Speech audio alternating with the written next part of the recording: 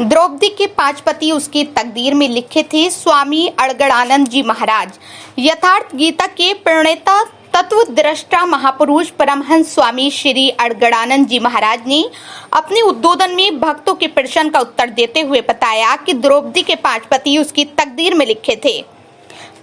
पांडवों और उनकी माता कुंती के शंका का समाधान तत्समय के महापुरुष भगवान श्री कृष्ण ने किया और उन्होंने कहा कि द्रौपदी को 5 पति उसके घोर तपस्या का परिणाम है। प्रभु आप भी यही कह रहे हैं? श्री कृष्ण ने कहा इस समस्या का उत्तर तो स्वयं द्रौपदी है। पिछले जन्म में अखंड ब्रह्मचर्य व्रत का पालन कर इतने शिव की आराधना की।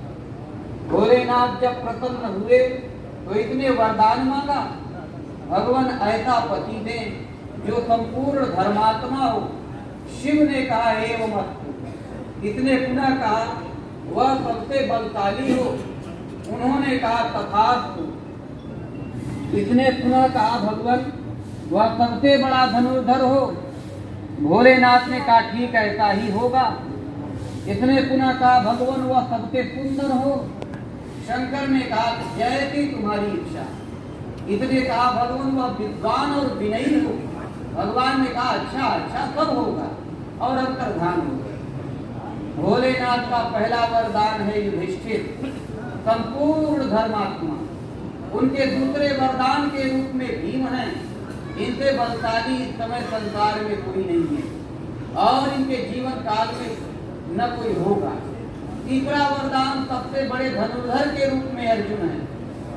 चौथा वरदान अप्रतिम सौंदर्य संपन्न नकुल है और 5वां वरदान है सहदेव जो विद्वान भी है विनयी भी है। द्रौपदी अपने कर्मों का भार तो उठाना ही पड़ता है। तुम्हें वरदान मांगते समय यह ध्यान में रखना चाहिए था कि 5 उत्तम गुण किसी एक व्यक्ति में संभव ही नहीं है। तुम्हें एक पति की आवश्यकता थी लेकिन तुमने 5 बार मांगा। भोलेनाथ ने 5 बार तथास्तु कहा। ये वही 5 वरदान है। अब भोलेनाथ के आशीर्वाद को मिटा सको तो देख लो समाधान हो गया। अवश्य में भोक्तव्यम कृतम कर्म शुभाशुभम। कर्म शुभ हो या अशुभ उनका परिणाम भुगतना ही होता है। द्रौपदी के 5 पति उसके पिछले जन्म की कमाई थी। तो मनुष्य कर्मों का निर्माता है। अच्छे कर्मों का निर्माण करो या बुरा भोगना ही पड़ता है। गोस्वामी तुलसीदास जी मानस में कहते हैं जो तप करे कुमारी तुम्हारी भागी हूँ बेटी सकई त्रिपुरारी।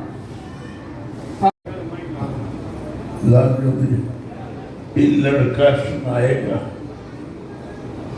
इनको विधिवत शांति ठाक से सुना दो।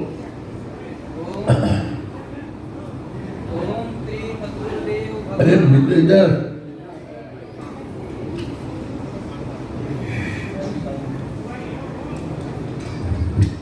द्रौपदी के 5 पति तकदीर में लिखे थे।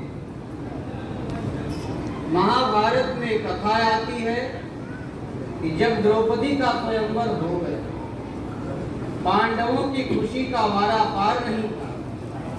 अर्जुन और भीम द्रौपदी को लेकर माता कुंती के पास गए और कहा माता जी आज बड़ी उत्तम भिक्षा पाई। कुंती ने बिना देखे ही कह दिया ठीक है 5 भाई आपस में बांट लो।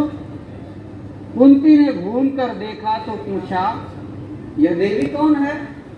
भीम ने कहा यह काम्पिल्य की राजकुमारी है।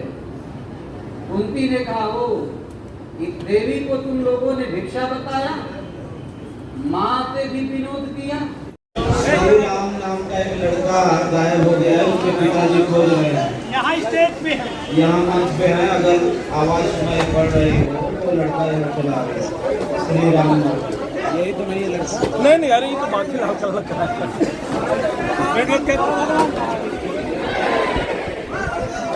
माताएं अपने चैन और सिकड़ी को ध्यान में रखते हुए कभी कभी चैन